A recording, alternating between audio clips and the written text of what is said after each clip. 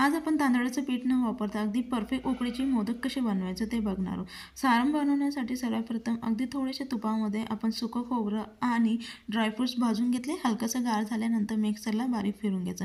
यामध्ये गूळ न घालता आज आपण खजुराचा वापर करून ह्या पद्धतीने हे सारण तयार करून घेतले.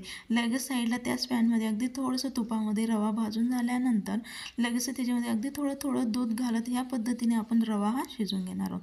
हलकासा गार झाल्यानंतर लगेचच आपण एका प्लेटमध्ये काढून याला व्यवस्थित सेट करून घेणार. ह्या पद्धतीने गोळा तयार करून झाल्यानंतर लगेच मोदक बनवायच्या साच्याला हलकंसं तूप लावून ह्या पद्धतीने आपण कणिक हे व्यवस्थित सेट करून घ्यायचं. कणिक सेट केल्यानंतर लगेच मध्यभागी ह्या पद्धतीने सारण भरून लगेच आपण खालची बाजू देखील व्यवस्थित पॅक करून घेणार आहोत. बघू शकाल अगदी छान असा आपला मोदक हा तयार झाला आहे.